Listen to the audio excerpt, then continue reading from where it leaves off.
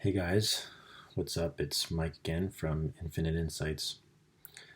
And today I want to talk about a very crucial and very important topic, and that's sleep and why it's so important, why you're probably not getting enough of it. So, I think, especially in today's society and in the West and in America and the United States, at least, we tend to have this kind of business oriented rat race type of mentality where it's okay if we sacrifice a few hours of sleep as long as we're getting a few more hours of productive work in. If we're working late into the, you know, wee hours of the morning, but we're being productive, that's okay. And if we're getting up at 4 or 5 a.m. to go to work or work on a project or something, well, that's fine too. But I think this is a flawed premise. I think this is a very flawed idea because sleep is not really a luxury. You know, maybe if you're talking about people who live in the wild, or our ancestors thousands of years ago, maybe if they were being chased by hungry lions or wolves, like maybe they could sacrifice some sleep because their fucking lives depended on it.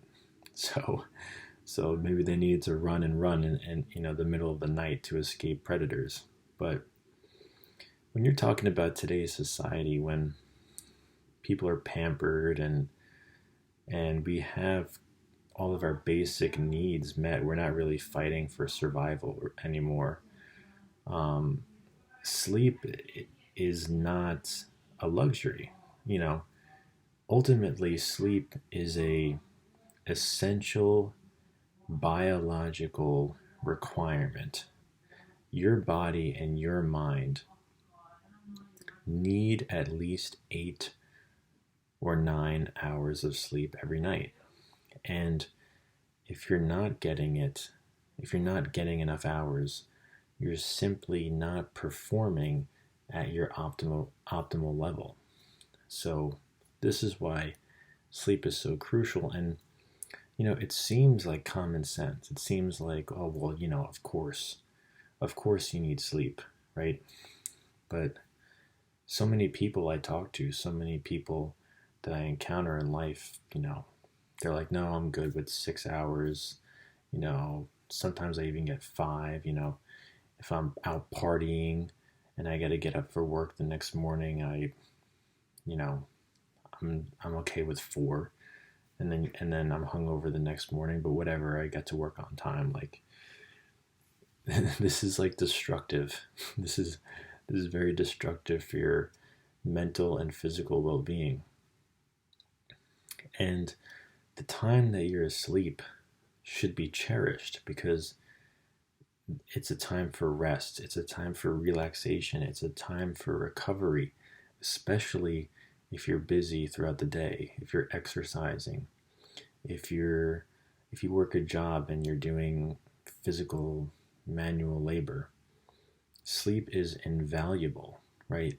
So just because your favorite show is on at nighttime, or because you feel like you have to catch that new episode on Netflix, like it's just not worth it because it's going to snowball and the effects are just going to keep piling up, piling up, piling up over time. And before you know it, you're just going to be weak, lethargic, tired all the time throughout your daily life, and you're not going to know why, because you're going to think like, oh well, 6 hours is fine. 6 hours is fine every night.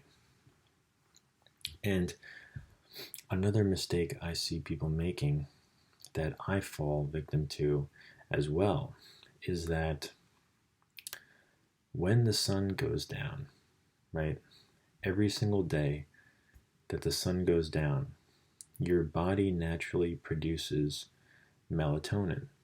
Melatonin is the sleep chemical, right? It naturally makes your body wind down, makes your body feel more tired. Your mind slows down as well.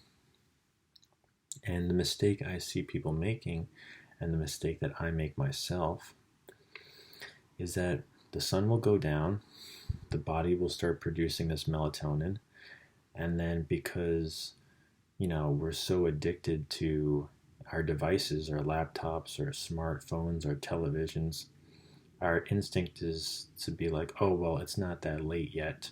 Let me turn on the TV. Let me check my messages. Let me look at my emails. Let me look on social media. Let me watch a video, right? And this is going against our natural biological processes, our natural biological urges. And so we're disrupting the circadian rhythm. We're disrupting the wake, the waking and sleeping cycle. So it's another huge reason why the next day you'll feel tired, and the day after that you feel tired, because you keep doing this, and then over time, just cutting back 1 hour, 2 hours every day, that's going to build up, and you're going to feel the effects exponentially as time goes on. So that's another mistake I see people making. And some techniques that I found helpful with that is I stumbled across this term, and I believe it was Brian Johnson who talks about this in his optimized videos. He calls it digital sundown, which I thought was a very poignant name for it.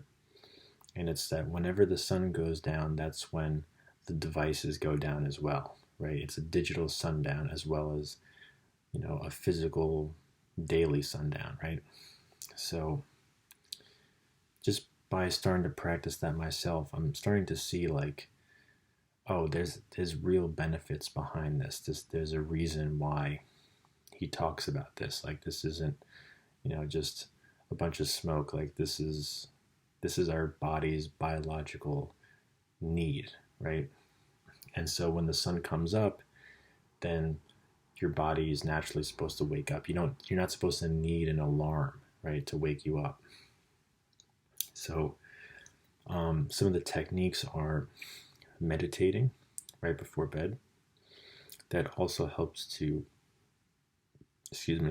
slow down your mind, and it gets you into those lower frequencies, those lower waves, like theta waves, that are very close to the frequency that you experience when you're asleep. So that kind of slows your mind down and gets you ready, and kind of like preempts you for the sleep state that you're about to enter into. So way better than surfing the internet on your phone or on your iPad, laptop, whatever. And another thing is reading too, because it's not a screen. You're literally looking at a piece of paper with ink on it, so you're not getting that blue light feedback into your visual field that's causing you to feel like this artificial sun, because that's basically what blue light is. It's an artificial light source. It's like an artificial sun, essentially. So when you look at that late at night, it's like it's tricking your mind into thinking that it's actually daytime when it's not. So those are a few quick tips. I wanted to make this video pretty brief today, but sleep, it's incredibly important. I'm going to be talking more about it in the future. I'm going to be giving more detail, more advice about how to get the best sleep and different techniques you can use to optimize your sleep at night and your energy levels in the morning. So that's going to conclude this video, guys. I hope you enjoyed it. Make sure you like, comment, subscribe, and don't miss my future videos because I'm going to have some great content coming out. And I appreciate you guys. Thanks for tuning in. I'll see you in the next one.